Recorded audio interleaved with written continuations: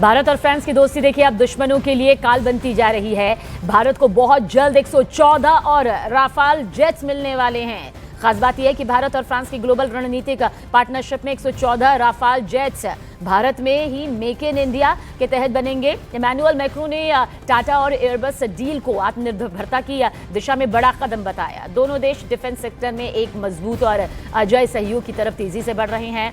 France के राष्ट्रपति Emmanuel ने साफ किया कि इस नए मेगा सौदे का मुख्य हिस्सा मेक इन इंडिया ही होगा। दोनों देश अब मेंटेनेंस, टेक्नोलॉजी और मैन्युफैक्चरिंग में अपना सहयोग और ज्यादा बढ़ाएंगे।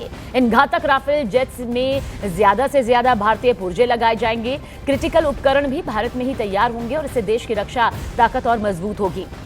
साथ ही बड़े पैमाने पर भी रोजगार बढ़ेगा। सिर्फ आसमान ही नहीं, समंदर में भी भारत फ्रांस का दबदबा दिखेगा। इमैनुअल मैक्रों ने उम्मीद जताई कि पनडुब्बियों, जेट इंजन और हेलीकॉप्टर निर्माण में भी सहयोग बढ़ेगा।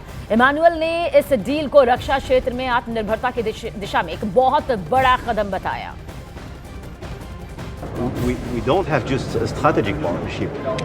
We have a special global strategic partnership, which is unique, both for India and France. On Rafale, what we want to do is to expand. So India confirmed few days ago its willingness to indeed command a new bunch of Rafale, 114, and to co-produce. So the Make in India will be core in this new command.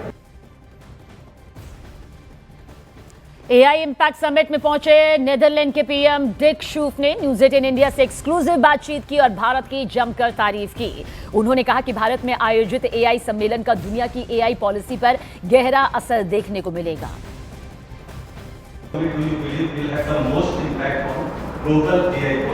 So I think that the countries that were present at the conference yesterday and today all believe in the same aspect and really want to work together with business, with universities, with knowledge institutions and governments together, what we call in the Netherlands a golden triangle, to work very closely together to make sure we create this responsible AI and take full opportunity of AI at the same time, because it's a very important movement that if we have to catch up, and if we don't, we are on the wrong side of the economy.